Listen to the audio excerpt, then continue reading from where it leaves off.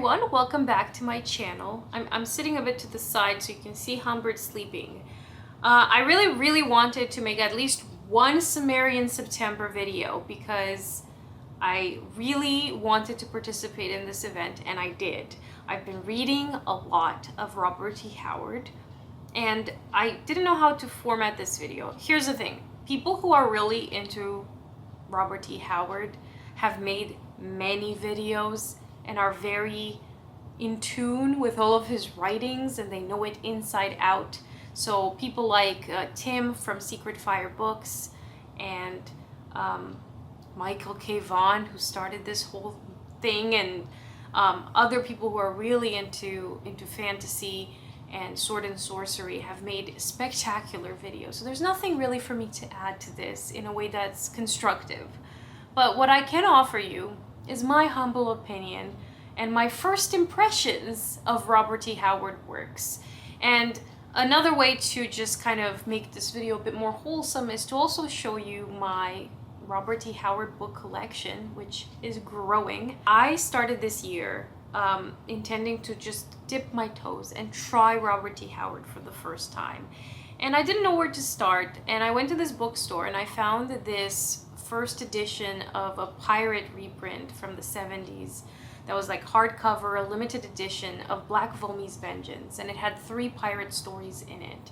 And I made a video about it, and then I thought, you know, this book might actually be happier with somebody else. So I sent it to my friend Roger. I thought I was just gonna leave it there, but then in the summer I read Pigeons from Hell, and oh my god, that was the best story I've read in a very long time. I think about it almost daily, and I can't tell if it's because I pass a lot of pigeons on the way, but it was incredible. It was the best gothic, like Southern Gothic thing I've ever read. I really thought, okay, well now I'm done. I'm not gonna read anymore. And then this biography came out, and I got a free copy from the University of Texas, or is it North Texas? Yes, University of North Texas Press. I thought, wow, like this is such a great opportunity for me to get to know Robert T. Howard. So that's what I'm going to read in Cimmerian September. This is gonna be my book. I'm gonna participate this year.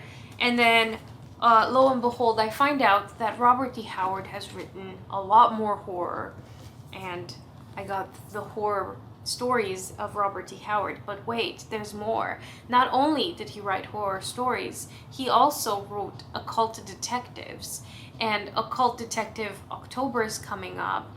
So now I'm thinking, oh, maybe I'll push this to October. And what I initially meant to read, which were these two, got pushed a bit further along because, and this is the part where I tell you about my favorite bookstore. My favorite bookstore in Toronto has this coffin. They have a coffin shelf, and the thing about the coffin is that it gives.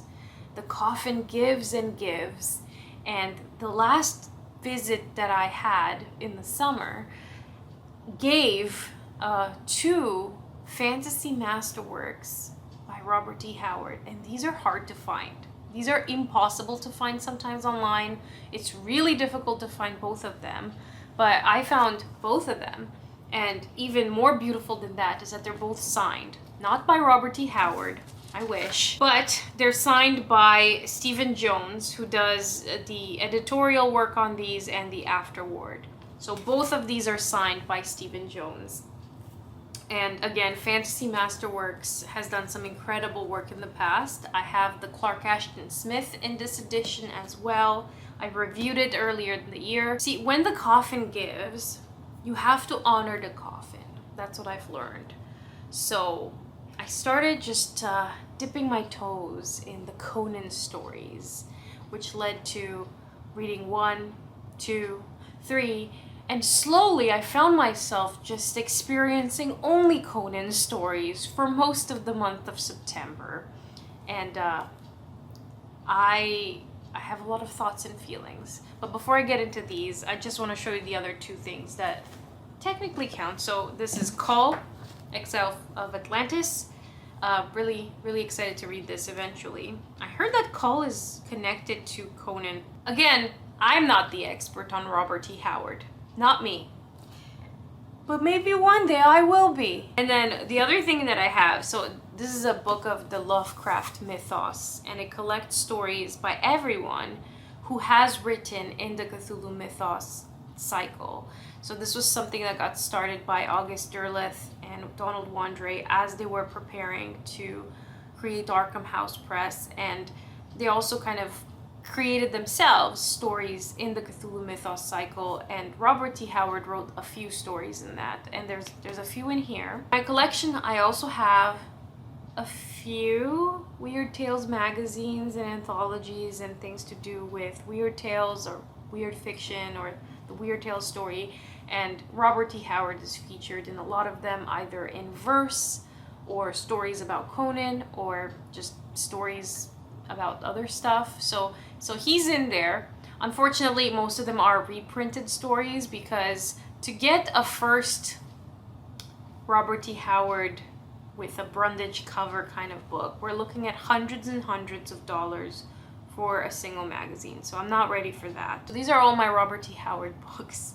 I ended up with a lot, given that I did not intend to read any more Robert T. Howard this year. I just thought I'd do the pirate stories and that's it. But now that I've read a lot of Conan, so just to emphasize that these are all published in different orders depending on the editions. And if you're interested in knowing more about all the editions, again, Michael K. Vaughan has made some videos about that.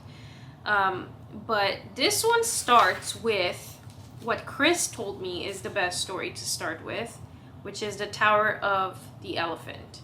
I mean, this gives you a bit of a background on the Hyborian Age and a map of the Hyborian Age, and then the Tower of the Elephant.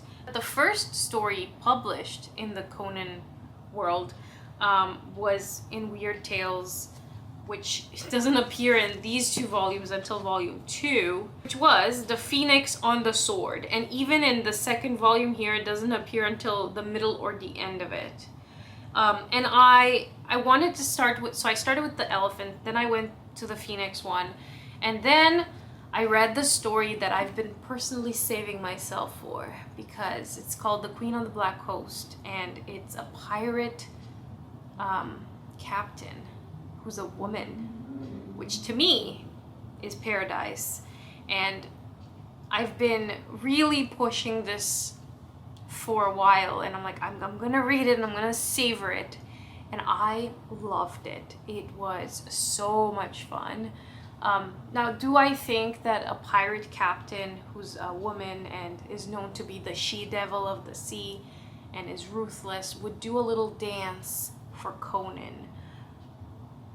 Probably not, but you know, it's fantasy, and it was kind of like ritualistic and animalistic and raw in a way that just kind of fits in with the vibe. There's something about all of these stories that come across as very dreamlike.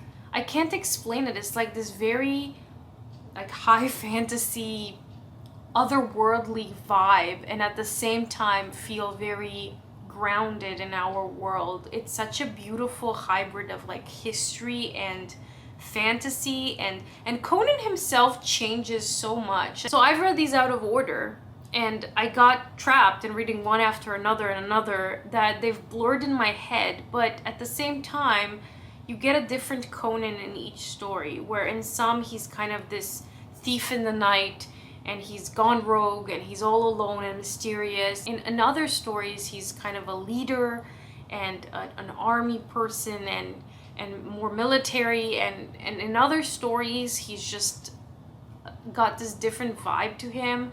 He's very muscly in most of them, and I feel like a lot of the female characters are drawn to that. Like, you always get this kind of antagonistic beginning where it's like, I don't know, I don't trust anybody. And then they see Conan and they're like, well, I trust you though. You can, it's okay, let's hear you out, you know? And it could be his looks, but it could also be his kind of aura.